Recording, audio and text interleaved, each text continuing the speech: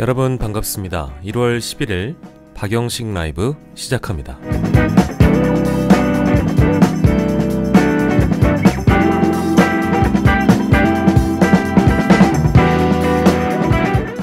경호처의 처장이 직접 경찰에 수사를 받으러 나오고 미리 사표를 던졌다는 사실이 알려지면서 윤석열 체포 전국을 둘러싼 이런저런 해설이 달린 어제였습니다. 그러나 박종준은 수사 협조 덕인지 현직 처장이 아니라는 이유에서인지 체포를 가까스로 면하고 귀가를 했다고 하지요.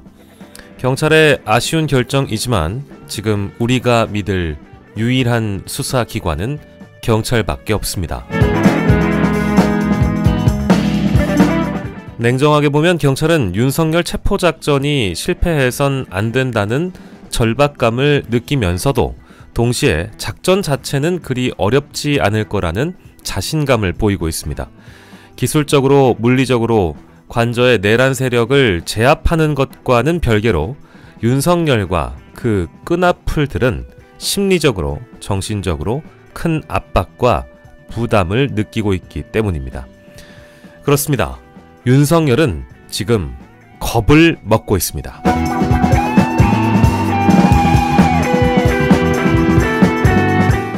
겁을 먹지 않았다면 관저를 저렇게 요새화할 이유는 대체 어디에 있는 걸까?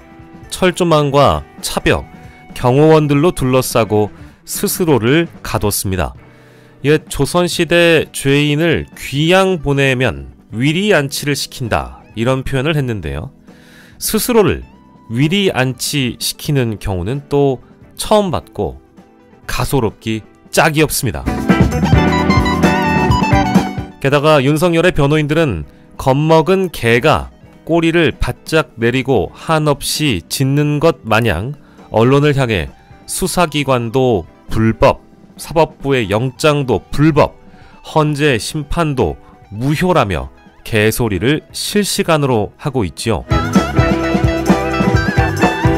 체포하면 국격이 훼손된다. 체포하지 말고 차라리 구속영장을 치거나 기소를 해달라.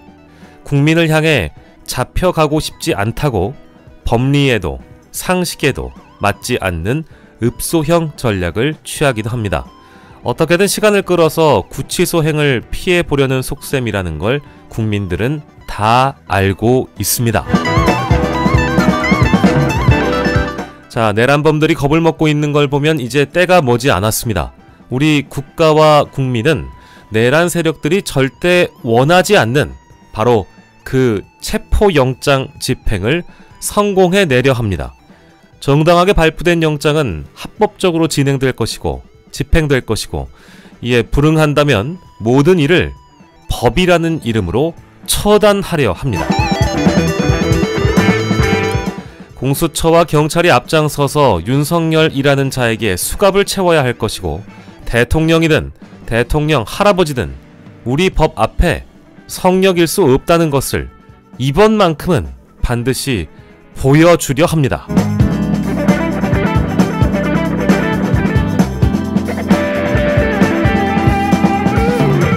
윤석열은 과거 대통령 시절 국무회의에서 이렇게 말을 했습니다. 법을 제대로 안 지키면 어떤 고통이 따르는지 보여줘야 한다. 불법이 버젓하게 저질러지는 것이 큰 문제다.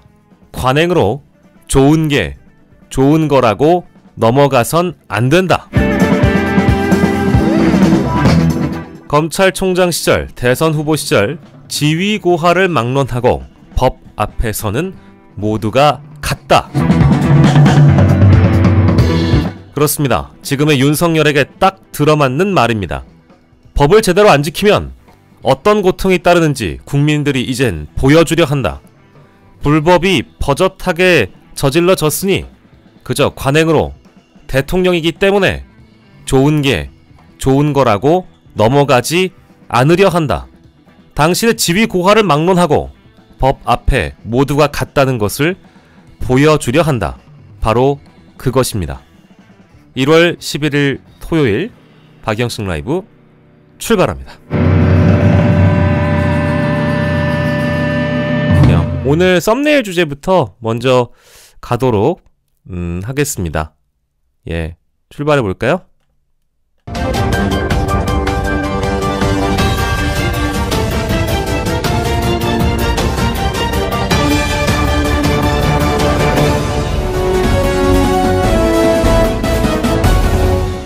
네. 썸네일로 보신 분들, 또 어제 뭐 매불쇼 보신 분들, 오마이TV 보신 분들이라면 아실 수 있는 내용입니다.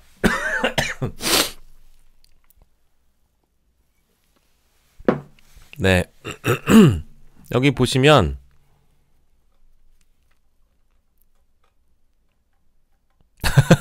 제가 울리고 시작했나요? 아닙니다. 예.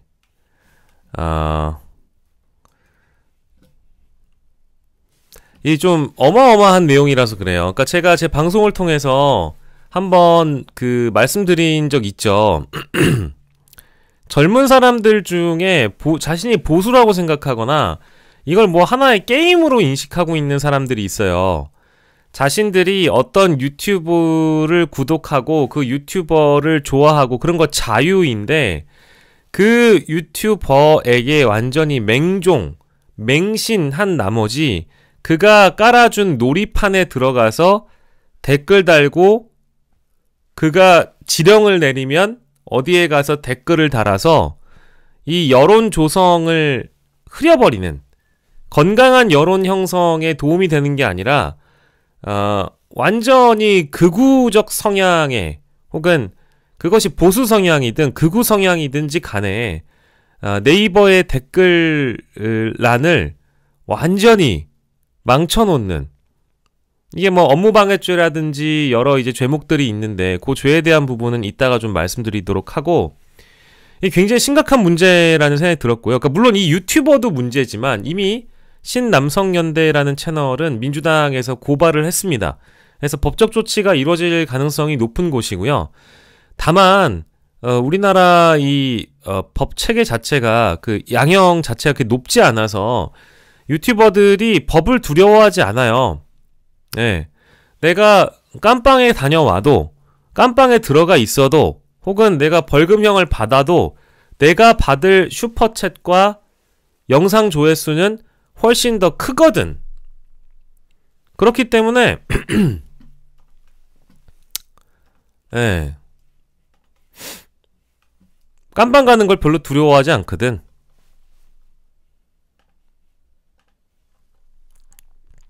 자, 이게 이제 1월 9일자의 오후에 올라온 기사이고요.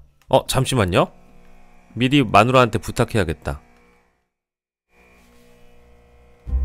여보, 아이스 하나만 주면 안 돼?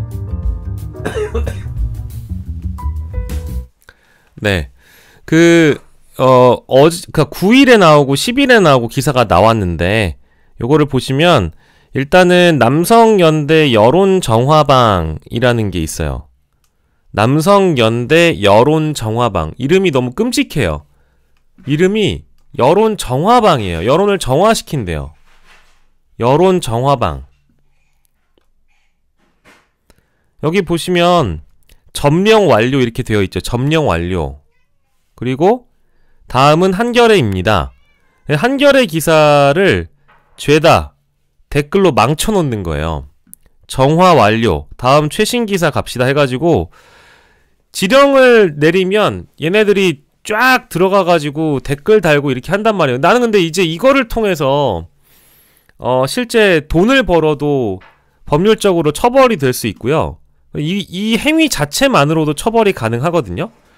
그런 걸 모르고 얼빠진 애들이 지금 뭐 업무방해죄, 정보통신망법 위반, 뭐 사기죄, 명예훼손죄 등등이 가능한데, 이건 이따가 설명하고, 아무튼 기사를 못 보신 분들을 위해서 한 땀 한 땀 가보겠습니다.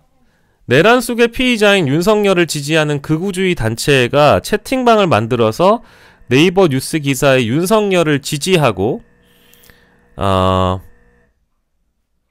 윤석열을 지지하는, 민주당을 비방하는 댓글을 추천하는 여론전을 펼치는 것으로 확인이 됐다. 이제 이건 사이버 여론전이죠. 이 황희두 이사가 매번 주장했던 거예요. 근데 이제 중요한 거는 본질은 그거지. 이제 이 외피적인 부분, 껍데기를 우리가 한번 보고 신남성연대는 혹시 이런 일을 하면서 누군가로부터 돈을 받는 건 아닌가?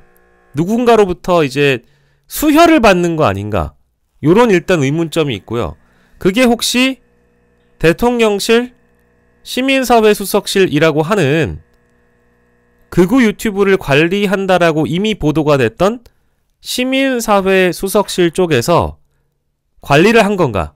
라는 생각이 일단 의문점이 들고, 만약에 아니라면 외부에서 민간의 영역에서 이들에게 돈을 꽂아주며 정권의 입맛에 맞는 여론 정화, 그들이 말하는 여론 정화 작업을 한 것 아니겠느냐. 그게 만약에 또 김건희라고 한다면 얘기가 또 달라지죠. 혹시나 저는 이제 얘기하는 김건희의 저수지나 이런 곳에서 현금의 흐름이나 이런 것들이 확인이 되면 이 친구들은 사기죄로도 처벌 의율될 수 있다라는 점, 이런 것들 이제 여러 가지 의혹의 갈래들이 있는데,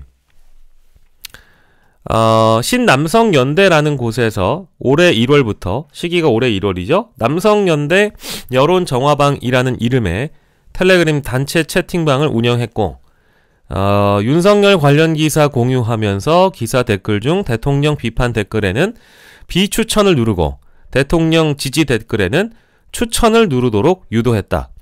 네이버 댓글의 경우 추천수에 따라서 상단에 노출되는 댓글들이 달라지는데, 이 추천수 조작을 통해서 윤석열 지지 댓글이 우선적으로 보이게끔 하는 것이다. 채팅방에선 이를 소름 끼쳐 정화라고 칭하고, 추천 작업이 완료된 기사에 대해선 정화 완료라고 표현하고 있다. 실제로 이 채팅방에 공유돼서 추천 작업이 이루어진 기사들을 보면은 댓글창 상단은 모두 윤석열 지지 혹은 민주당 비판 댓글들로 채워졌다. 여기 이제 기사들을 다 모아놨거든요. 오마이뉴스, 뉴시스, MBC, 미디어오늘 등등의 기사들입니다. 이거를 이제 신상호 기자가 일일이 확인을 해보신 것 같아요. 잠을 못 잤대요. 세계일보에 윤석열 대통령 도피 제보는 군 관계자, 어머, 천재 소녀님, 여보 앙 사랑해요라고 후원 감사합니다. 참고로 천재 소녀님은 저희 아내가 아닙니다. 예.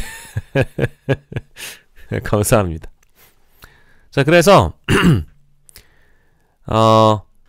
윤석열 대통령 도피 제보자는 군 관계자라는 기사에서 또 아니면 말고 제발 정신들 좀 차려라 민주당 지지자들아, 그렇게 속고 또 속아서 진짜 간첩들한테 국가 넘길 거냐, 제발 정신들 좀 차려라, 그 증인 군 관계자가 누구냐 라는 댓글이요 3천여 개 이상의 추천을 받았대요.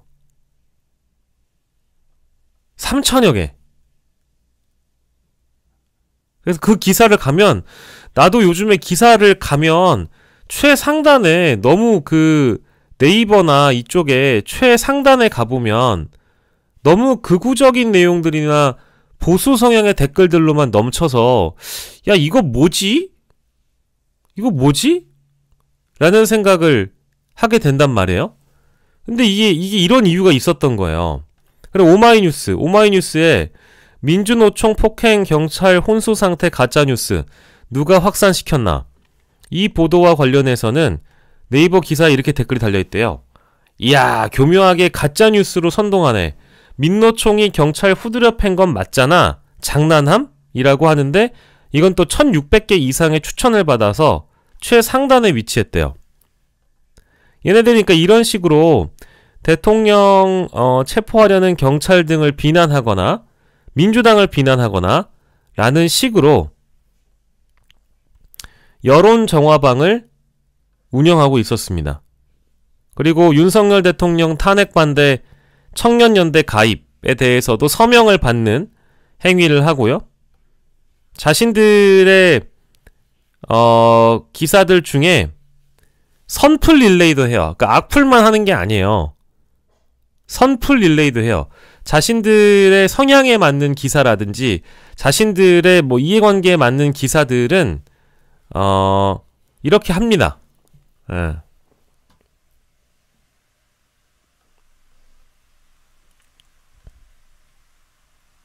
이런 내용의 기사들에 대해서 추천을 받는 거.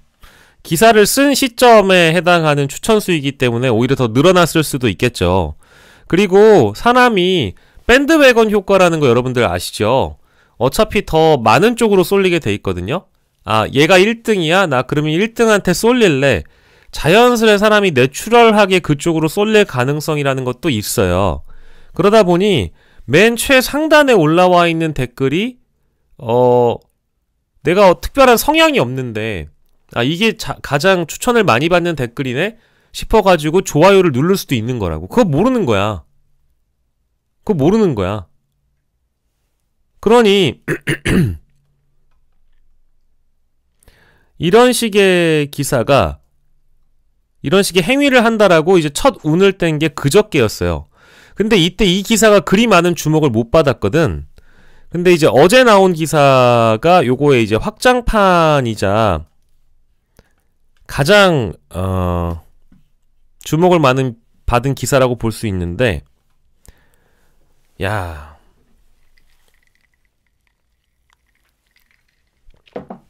여기 보시면 지난 9일 유튜브 생중계에서 제목은 일단 이렇습니다. MBC 이거 싹 내려. 이게 이제 배인규가 한 말인가봐요. MBC 이거 싹 내려. 순식간에 추천이 1000개. 윤 지지 단체가 점령한 네이버 댓글이라는 제목입니다. 지난 9일 유튜브 생중계에서 배인규 신남성연대 대표의 지시가 나오자 윤석열 체포 반대 집회를 옹호하는 네이버 댓글의 추천수는 순식간에 1000건을 넘어갔다. 기존 댓글창 상단에 올라와 있던 여당 비판 댓글은 비추천이 급속도로 누적되면서 사라졌고 체포 반대 집회 옹호 댓글이 그 자리를 차지했다. 허허. 여기는 이제 남성연대 여론종합방, 아까 봤던 그 방인데 여기에 이제 텔레그램 보면은 참가자 이 방에 몇 명이 들어와 있는지 알 수 있고 그 시기에 온라인에 몇 명이 붙어 있는지를 알 수 있는데 이때 당시 캡처는 1283명이었던 것 같아요.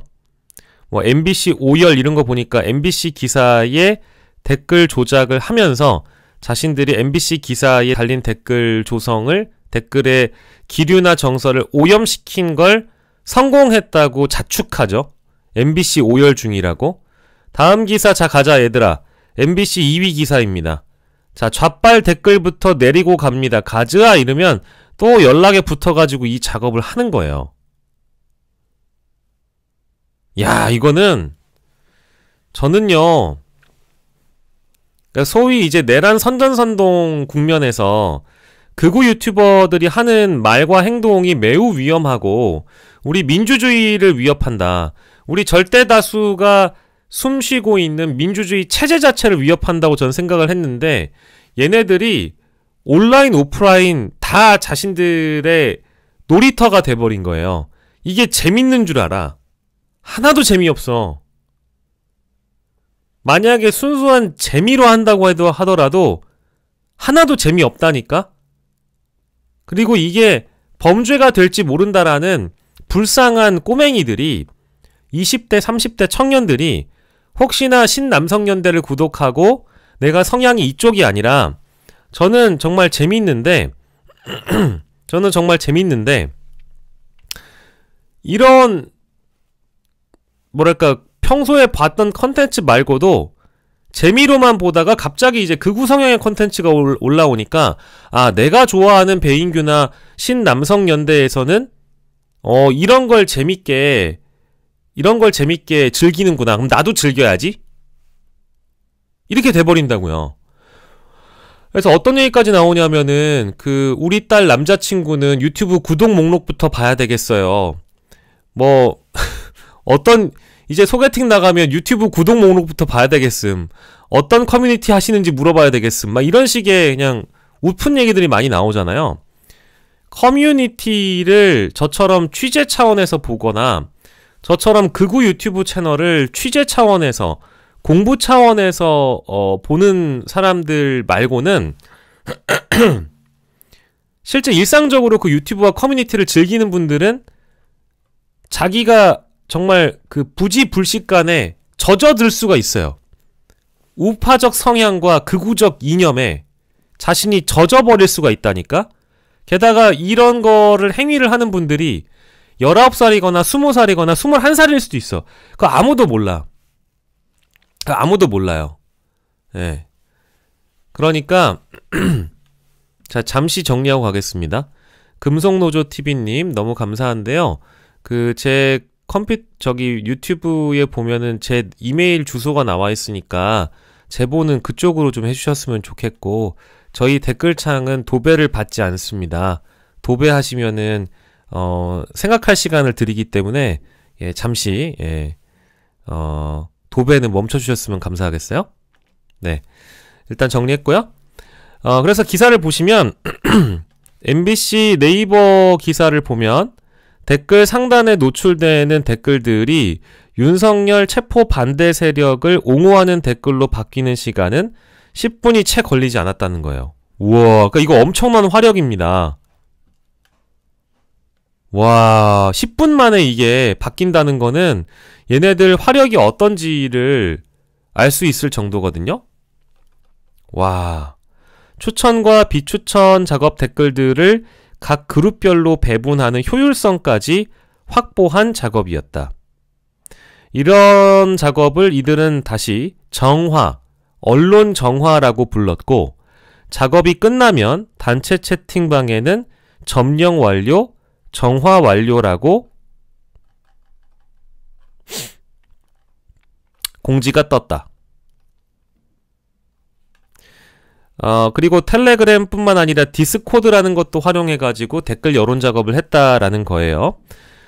지난해 12월부터 1월 10일 현재까지 신남성연대 측이 텔레그램, 디스코드, 채팅방과 유튜브 스트리밍 등을 통해 약 31건의 네이버 기사에 대해 댓글 작업을 한 것을 확인했다.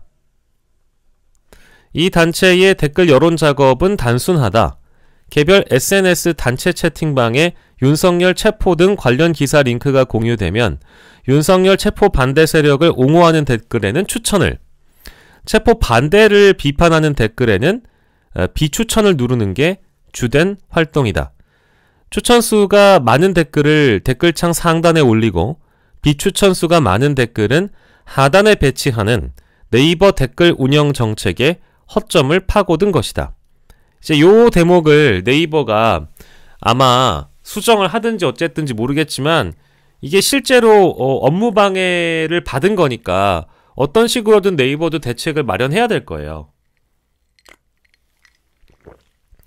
이 단체는 단체 채팅방에만 13,500여 명 이상을 모으는 등 상당한 참여자를 확보하고 있었고, 해당 채팅방의 실시간 접속자는 1000명대로 꾸준히 유지됐고, 링크 공유와 추천 작업이 빠르게 이루어졌다. 이에 따라 목표 기사에 대해 좌표가 제시되고 댓글 작업이 이루어지기 전까지는 10분 남짓이면 충분했다. 이들의 추천이 집중된 댓글들은 최소 1000건 이상의 추천을 받는데, 이는 웬만한 댓글들이 넘보지 못할 추천수다. 이들이 추천한 댓글 중 일부는 1000건이 넘는 비추천을 받았음에도 추천 건수가 결국 이제 넘어간 거죠. 5000건이 돼버리니까 기존에 추천을 받았던 댓글이 다 사장이 되는 거죠. 수면 아래로 묻혀버리는 효과가 있다. 대체로 대부분의 행위는 윤석열 옹호라는 입장에서 크게 벗어나지 않았다는 거예요. 그래서 이거를 보면 쉣.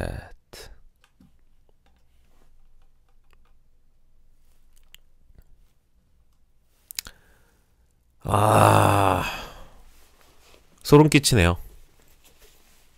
경호처분들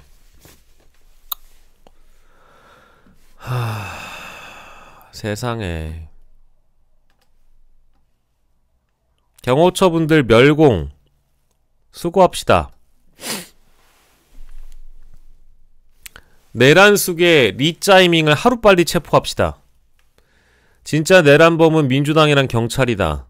불법 영장 받아서 권한도 없는 공수처가 대통령 체포하려고 하지를 않나. 적법한 경호를 하는 경호처를 경찰이 체포한다고 하지를 않나. 법치주의가 무너지고 있다. 금속노조TV님 감사합니다. 이따가 방송 끝나고 확인할게요. 감사합니다. 아직도 정신 못 차렸네. 불법을 저지르고 있는 건 민주당과 공수처다.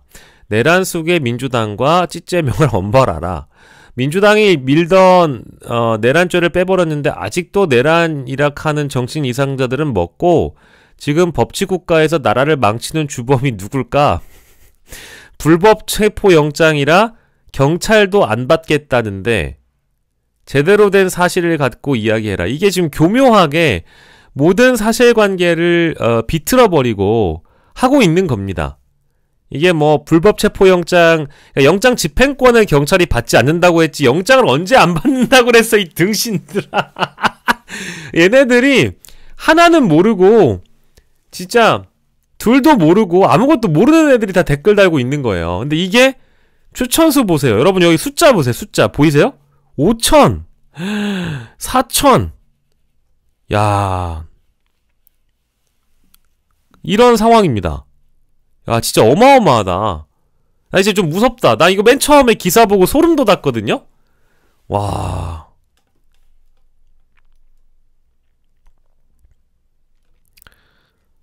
이 친구가 그 친구죠.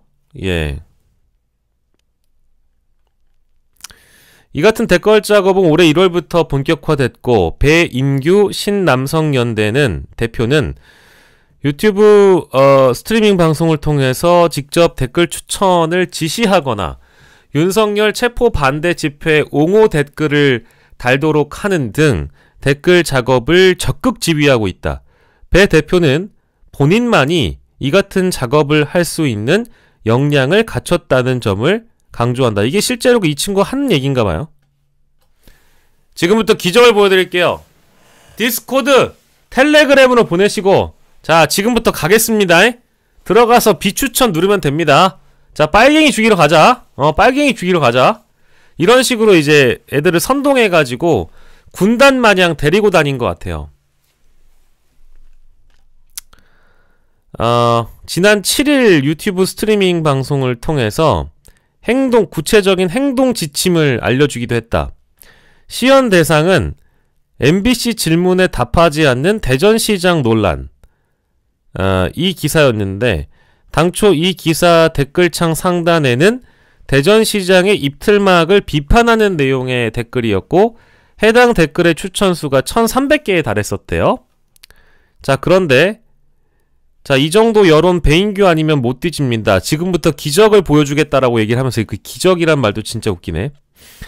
스태프들에게 기사 링크를 각 단체 채팅방에 공유하라고 지시하고 들어가서 이 댓글에 대전시장의 MBC 입틀막이라는 댓글에 이거를 막 누르라는 거예요. 비추천을 누르라는 거예요. 그러면 당연히 아래로 내려오겠죠. 들어가자 하면 1분 만에 1000건을 넘어가면서 상단 노출에서 지워지는 겁니다. 1분밖에 안 걸려요. 자신들이 원하는 댓글은 10분 만에 최상단에 노출시키고 이걸 별거 아닌 거라고 여러분들 얘기할 수 있습니까?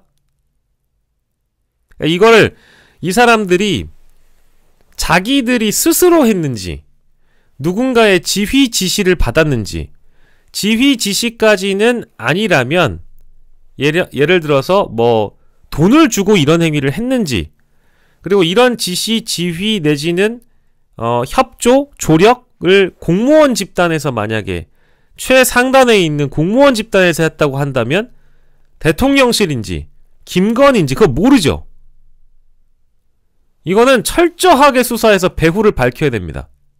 이거는 정말 철저하게 수사해야 돼. 그러니까 인생이 실전이라는 걸 보여줘야 돼. 이거 따라가서 댓글 단 친구들도 미안하지만 처벌 받아야 돼요. 어쩔 수가 없습니다. 주도적인 세력으로 지금 이렇게 이끌고 네이버와 다음에 댓글을 달고 누군가의 의견을 내리고 올리고 한다고 한다면 이거는 디지털 민주주의의 위기죠.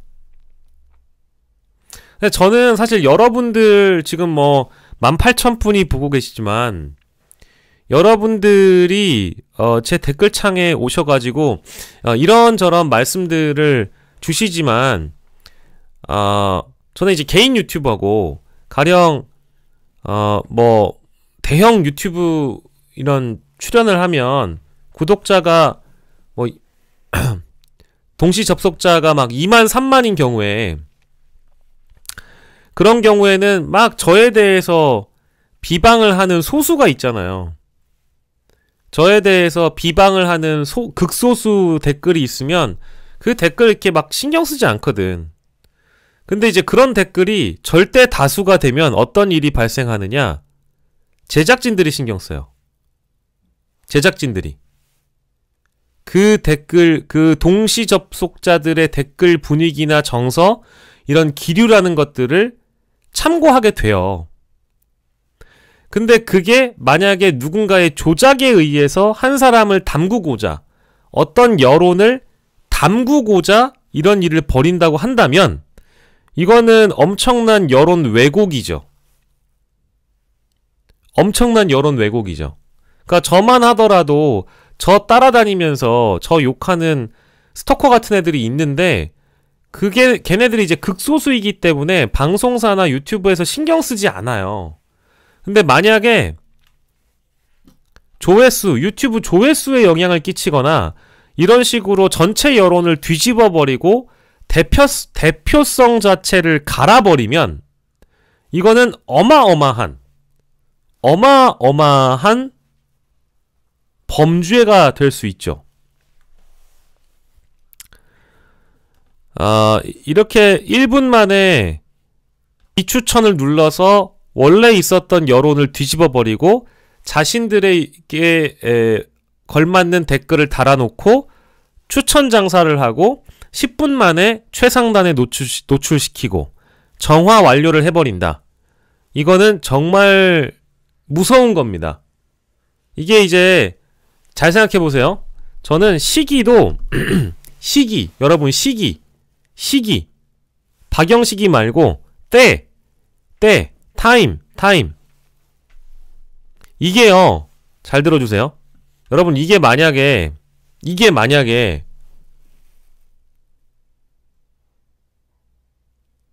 지난 총선에도 발휘됐다면 발휘가 됐겠지만 그때는 대다수 국민 정서가 윤석열이 못한다에 쏠려 있었기 때문에 아무리 이런 댓글 작업을 하더라도 잘 안 됐겠지만 첨예한 좌우 후보의 대결이 있었던 과거 20대 대선의 경우는 어땠을까?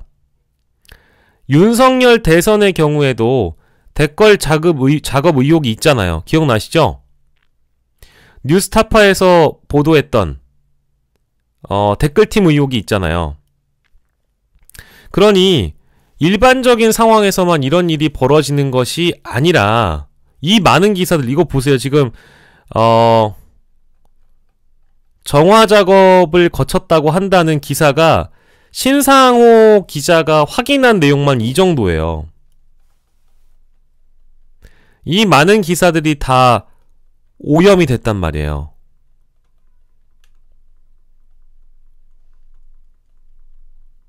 확인한 것만 31개예요.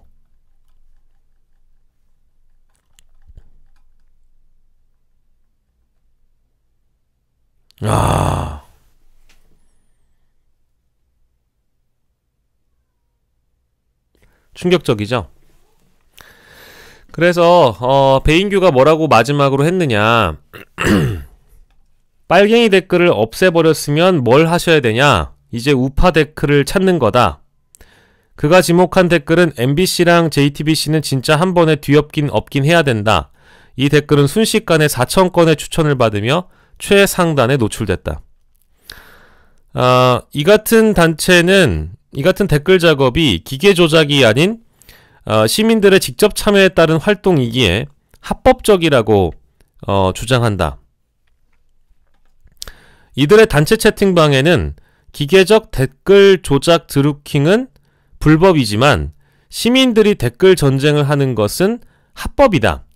이미 2년 전에 민주당이 저를 직접 고발했지만 불기소 처분했다라고 공지되어 있다. 이 같은 댓글 작업과 함께 이들은 민주당이 발의한 양곡법, 공인중개사법 반대 의견도 함께 벌이고 있다. 이렇게 기사가 나왔습니다. 자, 그런데요, 이제 이 행위라는 것은, 이제 이런 행위라는 게, 정보통신망법 위반, 그러니까 즉, 명예훼손 및 허위사실 유포가 될 수 있습니다. 정보통신망법 이용 촉진 및 정보보호 등에 관한 법률 제70조고요. 이게 이제 공익을 해할 목적으로 허위사실이 들어가 있거나 타인의 명예를 훼손한 경우에 이제 처벌이 가능한 것이고, 형법 제314조를 보면 업무방해죄가 있습니다. 거짓 정보나 부정한 수단으로 사람들의 판단을 흐리게 하여 특정 기관, 기업, 개인의 업무를 방해한 경우, 이거 이제 업무방해죄는 5년 이하의 징역 또는 3천만 원 이하의 벌금이라고 되어 있습니다. 그리고 기타 뭐 사기죄, 명예훼손죄 등등 이렇게 들어갈 수 있는데, 사기죄는 여론 조작으로 인해서 금전적 이익을 취한 경우에도 가능하다고 하고요. 이 행위에 대해서는 법률가들의 해설들이 다 이제 보도에 나와 있는 거 제가 소개를 해드린 건데, 그러니까 이게 처벌을 받지 않는 게 아니에요. 그리고 내란 선전선동 행위라는 것으로 이미 고발된 사례도 있기 때문에 이 신남성연대라는 채널은 민주파출소나 혹은 이 온라인 커뮤니티 유튜브들을 중심으로 활동하시는 분들이 아마 좀 주시해 주는 것이 좋을 것 같다라는 생각이 듭니다. 근데 굉장히 충격적이죠. 야, 나는 근데 진짜 이걸 내가 좀 이상하다는 생각은 들었거든. 저는 진짜 이상하다는 생각은 들었어요. 왜냐면 기사를 보면 메인에 올라와 있는 대부분의 그 추천 댓글들이 다 저쪽에 극우 성향의 댓글이거나 보수 성향의 댓글들만 넘쳐나서, 이거는 뭐 각종 포털이 뭐 지배를 당했나 막 이런 생각까지 했는데, 뭐 물론 선량한 댓글들도 있고 합리적인 댓글들도 없는 건 아닌데, 제가 이제 그걸 보고 나서 느낀 건, 이게 진짜 결론적으로는 이걸 언젠가 한번 발본색원에서 뿌리를 뽑아야 되는데, 이 뭐 드루킹 때부터 시작해가지고 뭐 댓글 부대라는 영화도 있습니다만, 여러 댓글에 대한 그런 논란들은 차고 넘치죠. 근데 그런 일을 한번 겪었는데도 불구하고 이거를 아무렇지 않게끔 하고 있다라는 건, 이건 반드시 발본색원을 해서 일망타진을 해야 된다. 근데 이 인간들이 대부분 뭐냐? 내란을 동의하는 사람들이란 말이에요. 민주당에서 고발한 사람들 대부분이 윤석열의 비상계엄을 내란으로 규정짓지도 않을 뿐더러 정당한 통치 행위이고, 영장을 집행하는 것에 대해서 상당 부분이 아니라 대다수가 다 반대하고 결사적으로 이제 대통령을 옹위하고 있는 그런 상황이기 때문에, 윤석열을 지키는 자들이, 내란범을 지키는 자들은 죄다 내란 선전 선동 행위로 처벌을 받아야 된다는 겁니다. 그래서 조용히 캡처하셔가지고 고발하시면 되겠습니다. 뭐 좋은 장소를 또 마련해 놨다고 하니까요. 누가? 뭐 민주당에서 민주파출소라는 거를 운영한다면서요. 그래서 여러분들이 그쪽도 좀 잘 활용해 주시면 좋을 것 같다는 생각은 들어서 여러분들에게 이렇게 소개를 좀 해드렸습니다. 예, 이 중요한 내용이긴 하죠.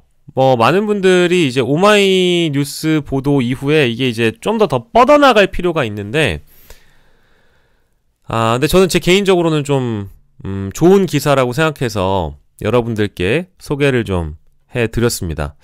어떻게 좀 이 기사를 미리 보신 분들 혹은 보시지 못했던 분들도 계실 텐데, 신상호 기자 또 힘이 될 수 있게끔 나도 그거 해야겠다.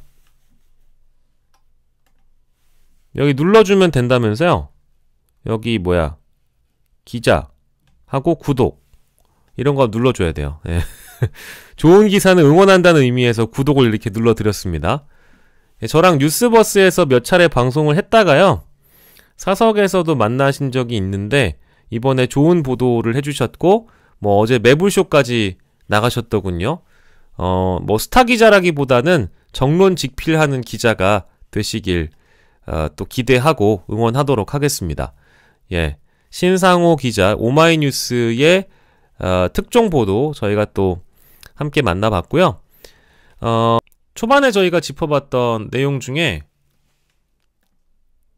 극우 유튜브인 신남성연대 고발을 했다고 하죠. 어제 민주당에서 고발을 한 유튜버들에 대한 이제 공문이 좀 있었는데 그거 잠깐 보고 가도록 하겠습니다.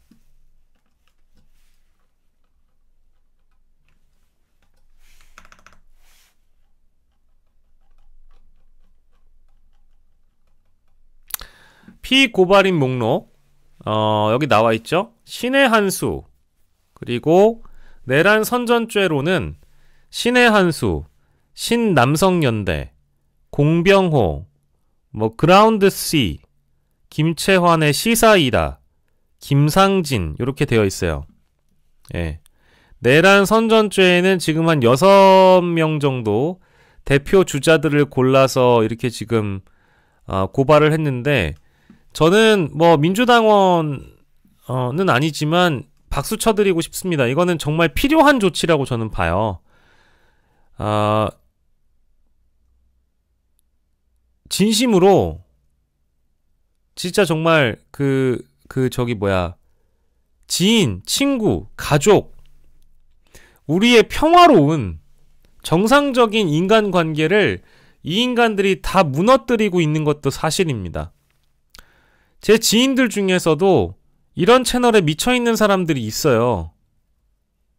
안타까워요. 그래서 그분들이 정말 아무 자격이 없는, 사회에서 어떤 위치에 있고 정상적이지 않은 사람들이냐, 이 사회에서 그래도 한자리 하시는 분들, 심지어 저명한 우리나라 인류대학교 나오신 분들, 뭐 대학교 교수님들, 이런 분들도 이 유튜브에 빠져 있어요. 너무 충격이시죠? 진심이에요. 여러분들이 이름만 대면 아실 만한 대학교의 교수님들 뿐만 아니라 정상적으로 사고할 수 있는 지식인들마저도 여기에 빠져 있다고요. 특히 공병호 TV는 매우 저는 위험한 채널이라고 생각하고 있어요. 그라운드 C 같은 경우에도 제가 잠깐 봤는데 여기는 좀 더 세련되게 선동해요.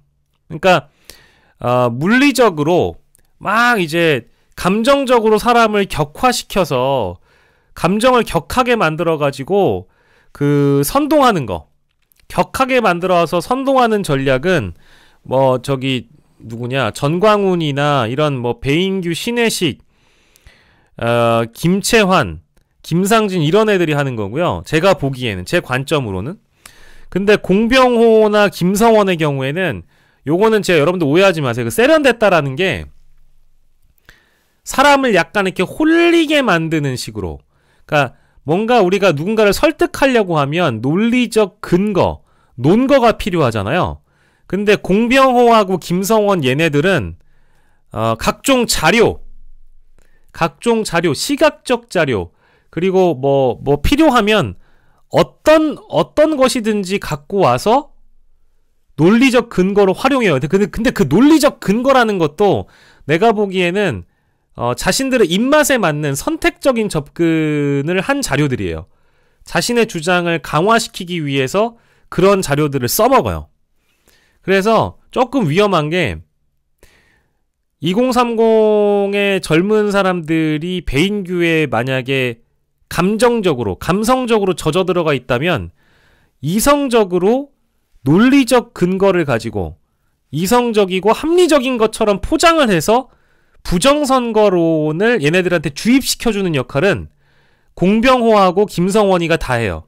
근데 김성원 그라운드 C 채널은 여러분들이 좀 주의 깊게 보셔야 되는 게, 이번 내란 사태를 계기로 거의 구독자가 폭발적으로 증가했어요.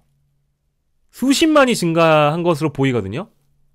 근데 그 내용이 배인규를 한번 봤다가 젊은 애들이 그라운드 C로 넘어가는, 그라운드 C에 가서 논리와 이성을 보충해요. 지들끼리는. 그리고 신의식을 봤던 어르신들이 공병호에 가서 논리적인 어떤 그런 개념들을 탑재해와요. 부정선거에 대해서. 그러니까 이게 뭔가 상호 보완적으로 작용을 한다라는 그 되게 요상한 구조가 돼 있어요. 김채원의 시사이단 사실 말장난이고요. 김상진은 미안하지만 낄 구석이 없는 것 같아요. 그러니까 선동과 선전이라는 어떤 세련됨은 그라운드 C 쪽도 굉장히 좀 주시해 볼 필요가 있습니다. 장난이 아니긴 해요. 맞아요. 장난이 아니고요. 여기에 이제 명예훼손죄, 그리고 성명불상인 뭐 이삿가 TV 채널이라든지 이런 게 지금 거론이 되고 있는데,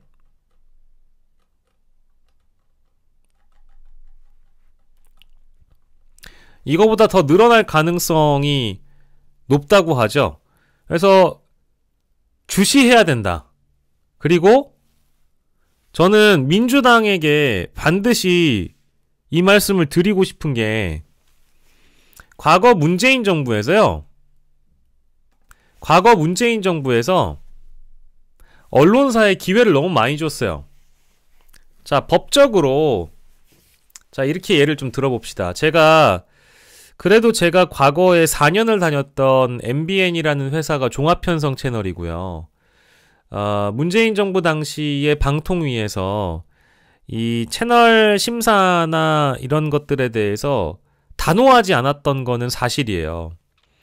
그리고 그때 종편 승인되는 과정에서 비위가 있었다라든지 잘못이 있었다라고 한다면 채널 인가를 취소하거나 혹은 그 자격을 상실하게 만드는 것까지 고민을 해서 재승인을 해주지 않는다든지 기타 그런 조치가 저는 필요했었다고 봐요.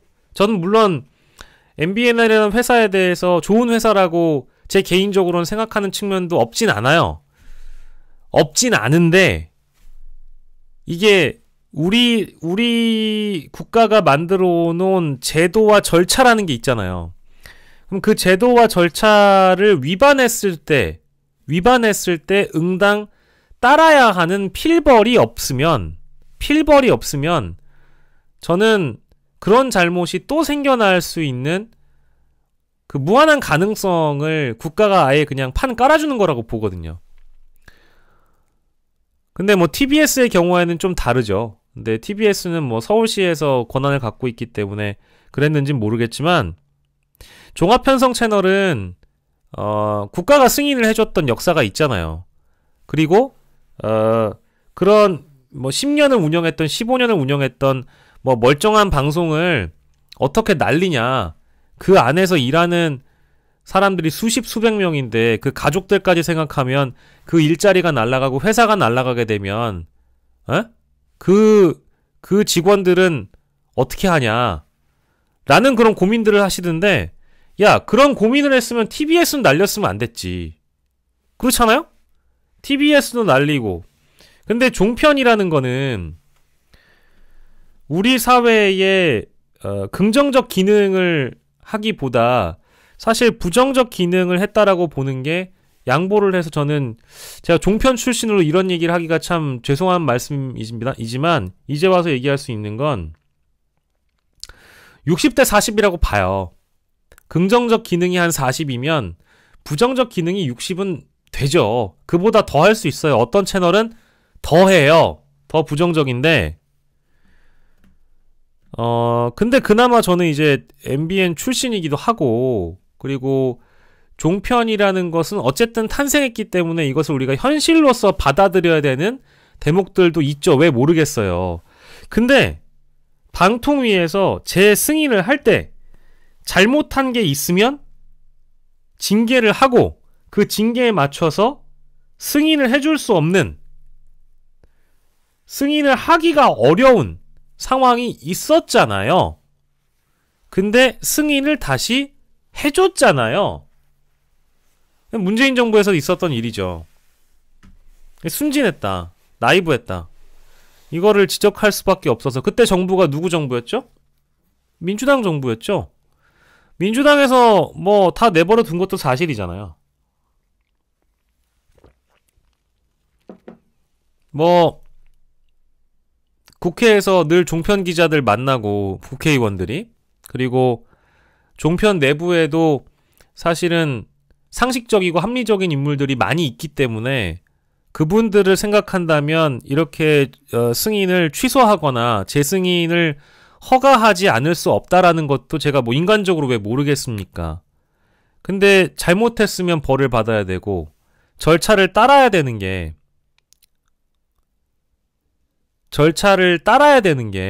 핵심 아니겠어요? 이제 그러다 보니 저는 이제 그 대목이 아쉬워서 말씀드린 거고 그 뭐 종사자들 어떡하냐 가족이 있다 먹고 살아야 되지 않겠냐 이런 얘기 하셨던 분들은 죄다 다 반성하셨으면 좋겠습니다. 왜냐면 TBS는 그렇게 날려버리고 예. 종편에겐 길을 열어준 셈이니 뭐 어떡하겠어요. 물론 양질의 프로그램도 많고 대한민국 사람들이 좋아하는 프로그램들도 많죠.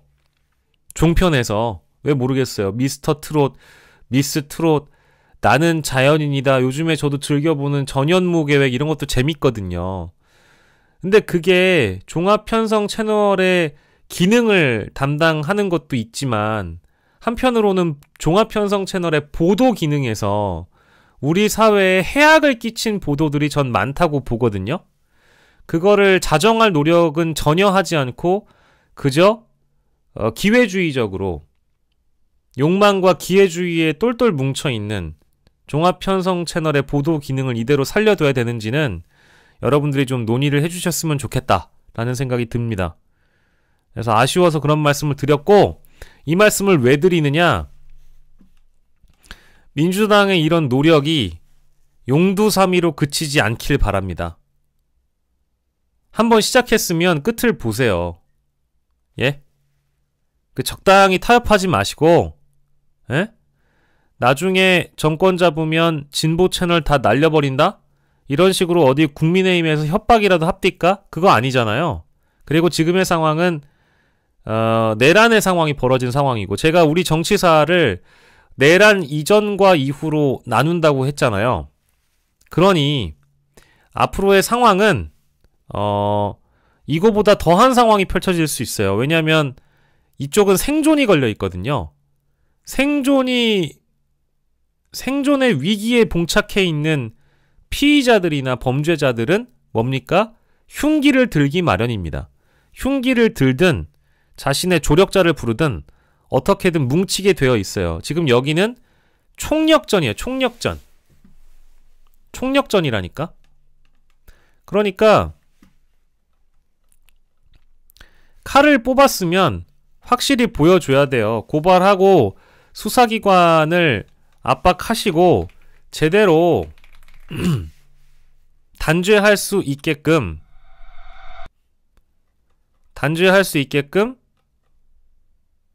여러분들이 도와주셨으면 좋겠습니다.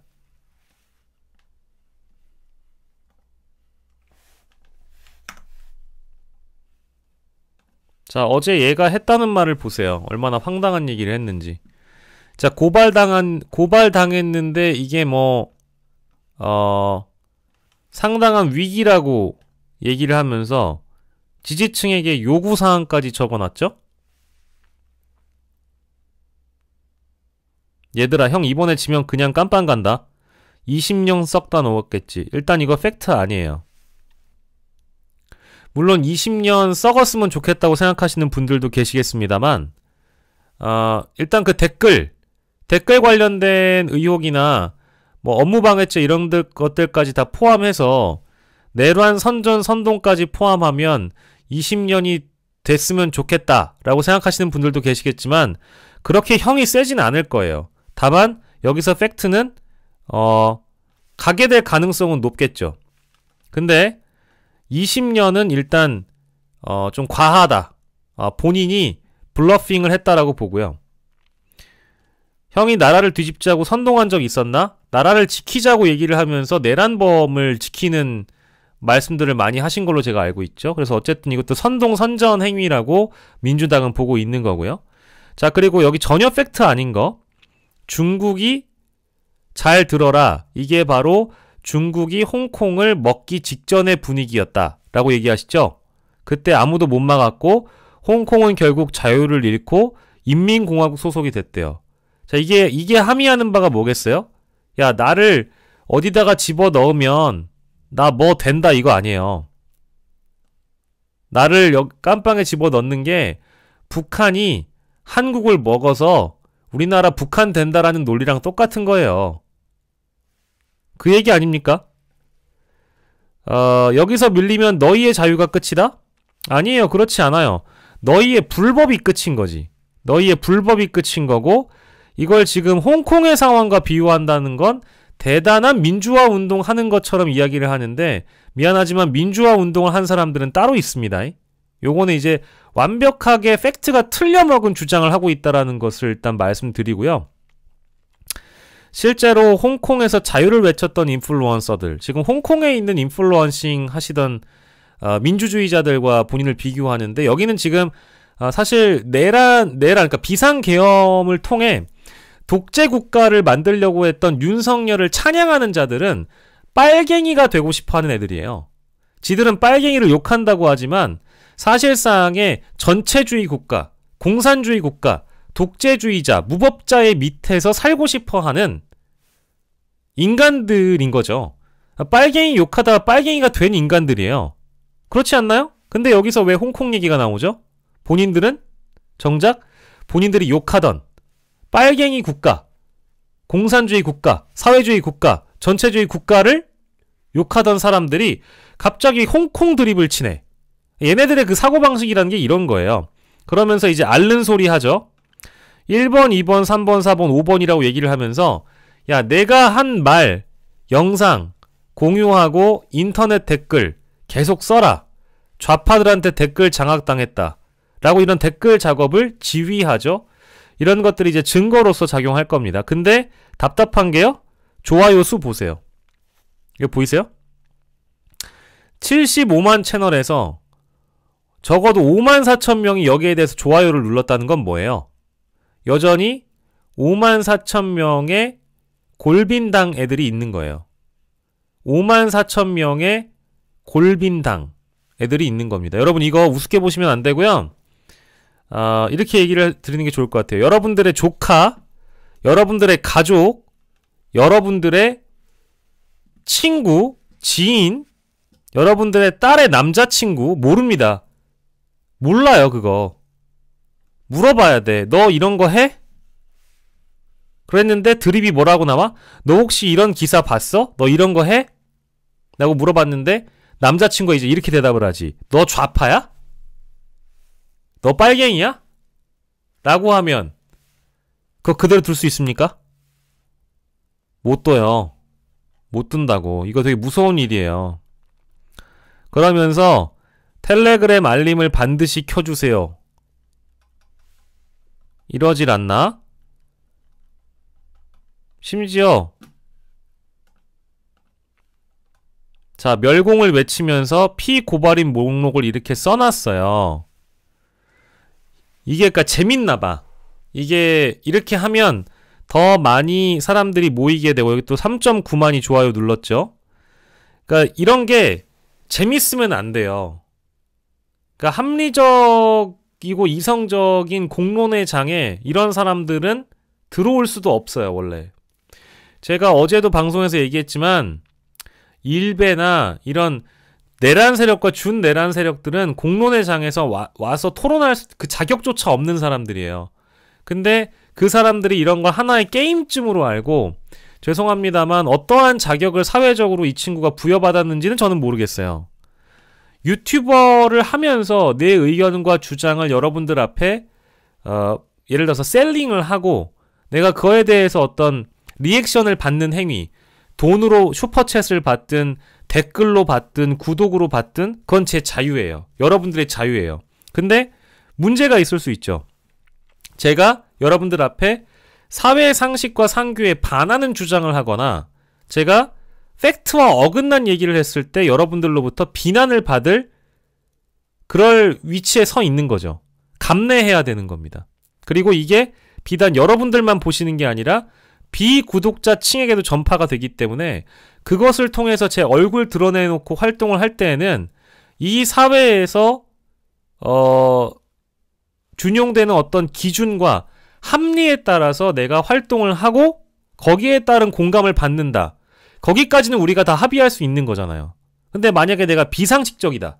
내가 비합리적이고 불법적이고 가짜뉴스를 얘기하고 여러분들을 완전히 완벽하게 선전선동을 해서 뭐 어떤 불법적인 행위를 하게끔 만든다는 것은 완전히 다른 얘기예요. 완전히 다른 차원의 얘기라고요. 그럼 그런 사람들은 뭐냐? 사회로부터 격리를 당해야 돼요.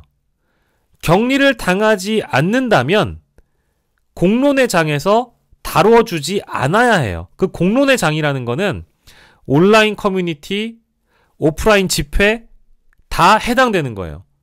물론 집회 자유가 있습니다. 어떠한 개소리도 떠들 수 있습니다.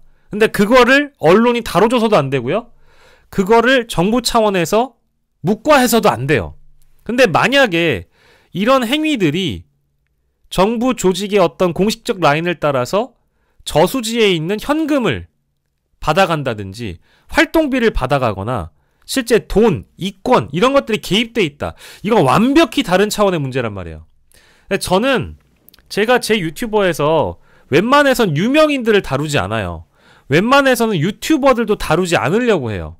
그것이 공익적 가치에 부합하지 않을 때 선을 넘어가고 불법적인 행위를 했다면 제 채널에서 얼마든지 다룰 수 있죠.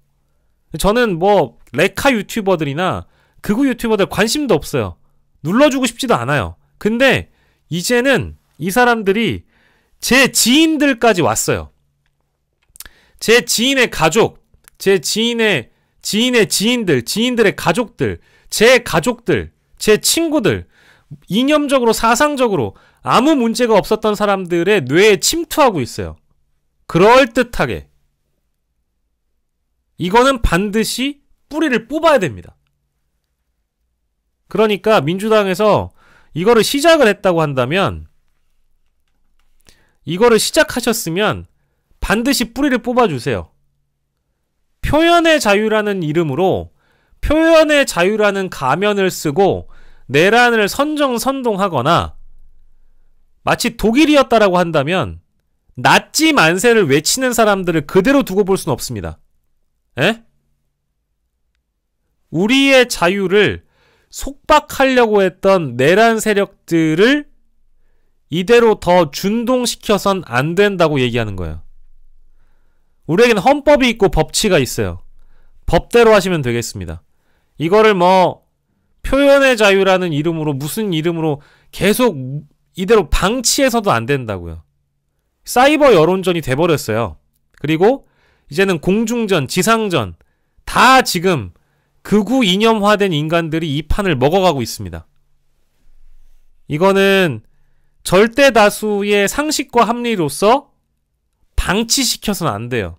저도 제 유튜브에서 이런 죄송한데 깜도 안 되는 애들 얘기할 줄도 몰랐어요. 근데 안타깝지만 그런 자격을 부여한 곳도 유튜브이고 야 박영식 너는 그럼 무슨 자격으로 유튜브해? 미안하지만 나는 그래도 대한민국에서 절대 다수가 좀 인식하고 있는 제도권 언론사라는 곳에서 자격을 부여받아서 앵커 나부랭이쯤이라도 했기 때문에 이런 사안들과 이슈 그리고 사회적 현안들을 보는 눈이라도 있어서 하지만 미안하지만 니들은 아무 자격이 없잖아. 니네들한테 유튜브가 유튜버로서의 자격을 부여했으면 원래 니네 하고 싶었던 안티페미니즘 운동을 하시든지 레카충이나 하시든지 유명인들 물고 뜯어가지고 무슨 돈이나 받아먹는 구린내난 짓거리나 하다가 깜빵에 가시든지 하란 말이야. 근데 이 인간들이 공론의 장에 들어와서 윤석열을 비호한다? 내란범을 비호한다? 이거는 용서할 수가 없는 행위입니다. 그래서 민주당 여러분들이 문재인 정부 때 종편 재승인이나 재허가를 순순히 내줬던 것을 반성이라도 좀 하신다면 이런 극우 유튜버들을 이대로 둬서는 안 된다는 얘기를 좀 하는 겁니다. 오케이?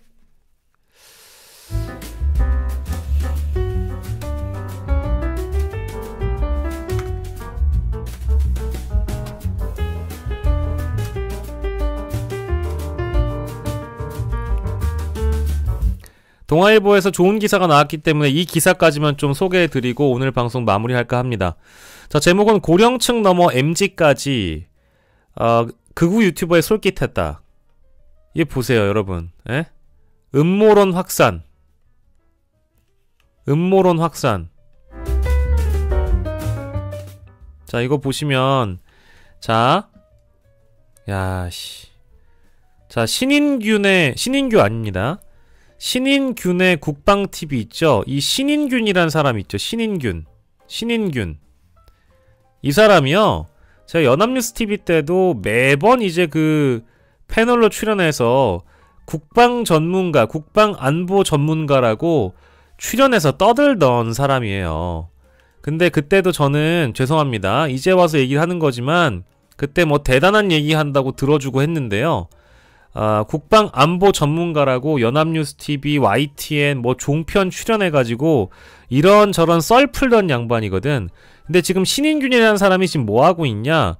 한국의 부정선거를 트럼프가 파헤친다라는 이런 컨텐츠를 양산하면서 극우 고령층의 슈퍼챗 빨아가고 있죠. 그러니까 이 사람은 원래 그때 당시에도 연합뉴스TV나 연합뉴스나 YTN이나 그 공론의 장에 어떠한 자격으로 나와서 떠들게 하느냐, 어떠한 자격으로 떠들게 하느냐가 문제인데 무자격자들을 자꾸 방송에 디밀어가지고 공론의 장에 어쨌든 자격을 부여해버리니까 이런 일이 생기는 거예요.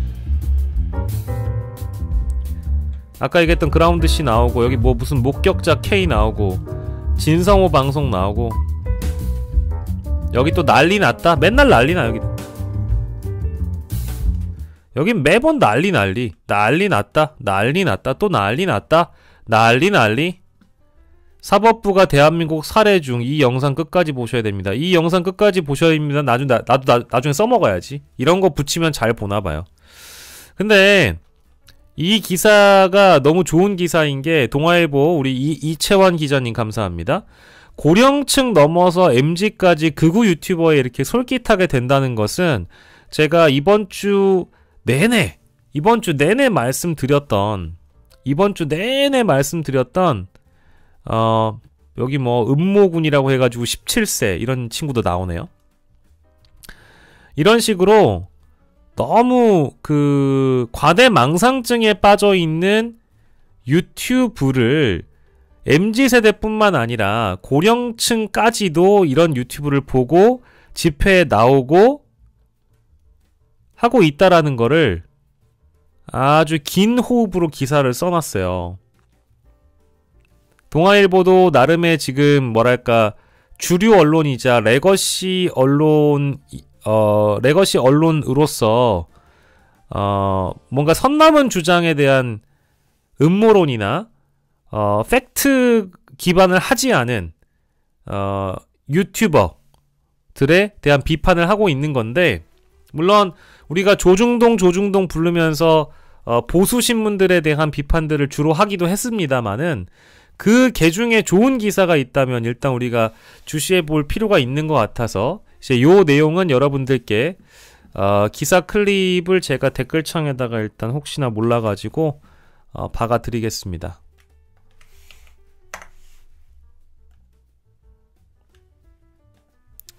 요 기사 나중에 여러분들이 시간 나실 때 한번 보시고요. 예, 오늘은 벌써 11시가 됐네요.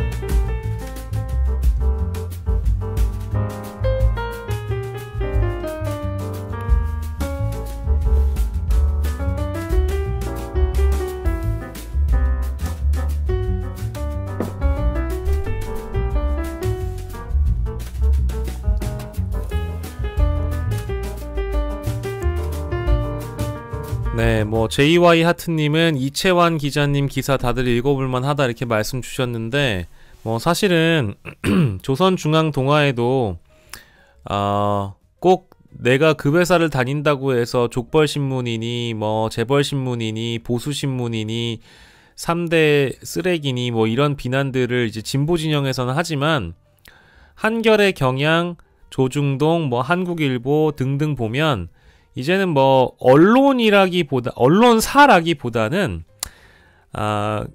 그 기사를 쓴 기자를 대상으로 집중해서 보는 것도 좋을 것 같고요. 왜냐하면 기자마다 이제 어떤 바이라인이라고 하고 달려 있으니까 누가 썼는지도 달려 있고 하다 보니 기사 내용을 좀 꼼꼼히 보면 이제 이 분이 갖고 있는 가치관이나 이런 것들을 알 수 있거든요. 근데 데스킹이라는 한계가 있어서 출고되지 못하는 기사 혹은 데스킹이라는 기능의 한계 때문에 조금 왜곡되는 그런 기사들도 있기 때문에